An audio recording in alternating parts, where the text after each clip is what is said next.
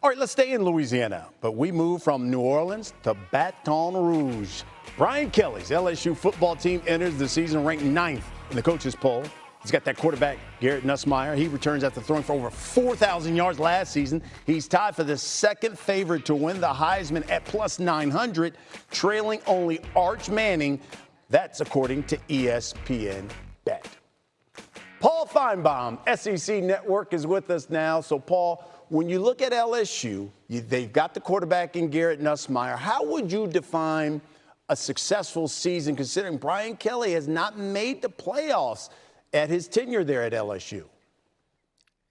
Now, Brian, you want me to ruin Louisiana Day here on SportsCenter by answering that objectively? It would be a mess. Brian Kelly has to get to the playoffs. I was on with Marcus Spears the other morning, and Marcus is an All-American there. And he said if he doesn't get to the playoffs, it's going to come apart.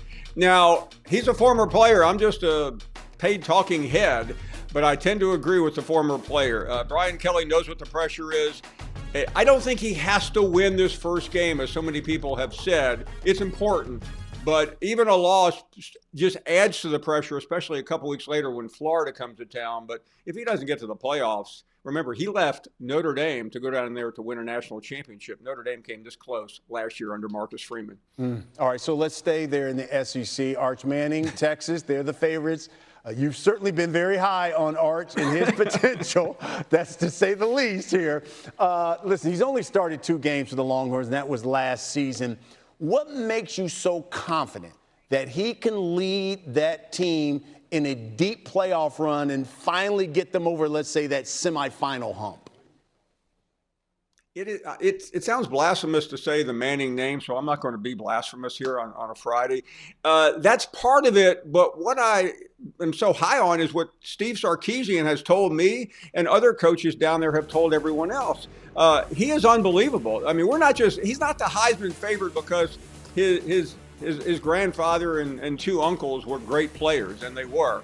He's a Heisman favorite right now because of what people have seen in practice, and they know what his ability is. And everybody harps on those games last year, but he should have been the starter at the end of last season, but he wasn't. He hung around, even though Quinn Ewers came back for a last year. And I think he is ready for this moment, and that moment is going to be in Columbus in 3 weeks. What did you make of Arch basically coming out and saying, yeah, listen, he's going to be in Texas next year? What did you think when you heard that and read that? Well, it didn't surprise me, because one of the biggest surprises I've ever seen was about 30 years ago when Peyton Manning, who would have been the number 1 player in the draft, came back for a final season at Tennessee. It runs in the family. Interesting. Now, listen, there are a bunch of talented quarterbacks there in the SEC. Give me a third quarterback that you're most intrigued by.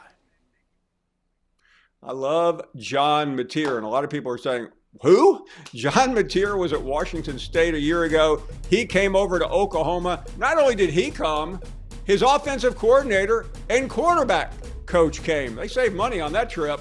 And I think for that reason, a much better offensive line and a lot of better receivers. Oklahoma is ready for a big season, and John Mateer is the reason. Oh, look at this. Look at this. Look at that.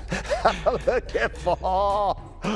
Hey, well, the reason why he did that, Brian, is Arch Manning did the same thing the year before, and an Oklahoma guy is not going to let a Texas guy get away with something. I love it. And Paul giving him the blessing, the handshake. I love it. Paul Finebaum, SEC Network. Thank you, Paul. You want this, you got that.